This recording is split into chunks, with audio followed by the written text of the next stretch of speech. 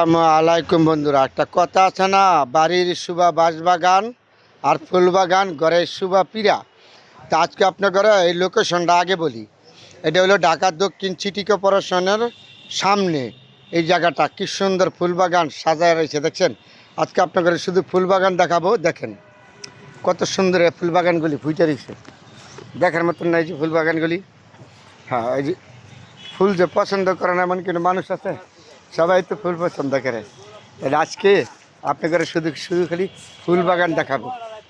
হ্যাঁ হ্যাঁ, পুরোটা কি সুন্দর ফুলগুলি ফুটে রয়েছে বাগানটার মধ্যে, দেখে মনটা ভরে লাগা। তাহলে আপনার ঘরে আজকে দেখালাম যে বাতাসে ঝিলমিল করতেছে ফুলগুলি। আজকে শুধু খালি ফুল বাগান দেখাবো আপনার ঘরে, দেখতে থাকবেন, মজা পাবেন। কি সুন্দর বাতাসে ঝিলমিল করতেছে ফুলগুলি না, অসাধারণ ফুটে রয়েছে। তাহলে আপনাদের সাথে আজকে এই শেয়ার করলাম ফুল বাগানটা। কি সুন্দর। আবার বলি, জায়গাটা হলো ঢাকা দক্ষিণ সিটি কর্পোরেশনের সামনে এই ফুল বাগানটা। দেখেন কি অবস্থা, বাতাসে কি ঝিলমিল করতেছে ফুলগুলি। ফুল যে পছন্দ করে না এমন কোনো মানুষ আছে?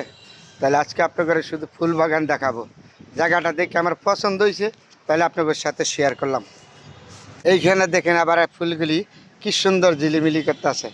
আজকে বললাম না শুধু খালি ফুল বাগান দেখাবো আপনাদের, মনটা ভরে গেল বাগানগুলি দেখে। এই যে এইখানে একটা বাগান, শুধু ফুল ফুল আর ফুল। আমি একটা কাজে আসলাম, আর কাজে দেখি এই সুন্দর করে ফুল বাগানটা, তাহলে আপনাদের সাথে শেয়ার করলাম। অসাধারণ সুন্দর ফুলগুলি। এটারে বলে আমাদের গ্রামের ভাষায় মুরগা ফুল। এই ফুলগুলিও ফুটে আছে, ফুটবো কিছুদিন পরে, আর সপ্তাহখানেক পরে অনেক সুন্দর দেখা যাবে এই ফুলগুলি। এখানে আরেকটা বাগান, কত সুন্দর দেখছেন। কেউ বলে সূর্যমুখী ফুলের মতনই আর কি, ফুলটার নাম আমি জানি না বন্ধুরা। তারপরে আপনাদের দেখাইলাম। আজকে শুধু খালি ফুল বাগান দেখাবো আপনাদের।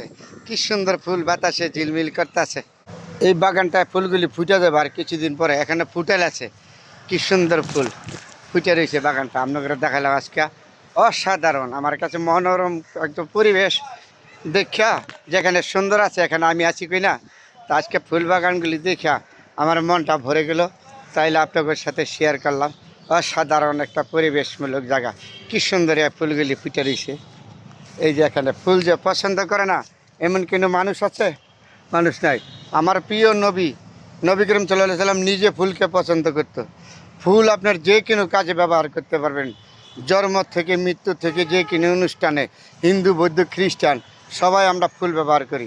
ফুলের প্রতি সবার ভালোবাসা আছে আমি জানি। এই বাগানটা ফুল ফুটে যাবে আর 27 দিন লাগবে। কিছু কিছু ফুটে গেছে, কেউ বলে মুরগা ফুল, কিছু কিছু ফুটে গেছে, আর 27 দিন লাগবে ফুলগুলি ফুটে যাবে।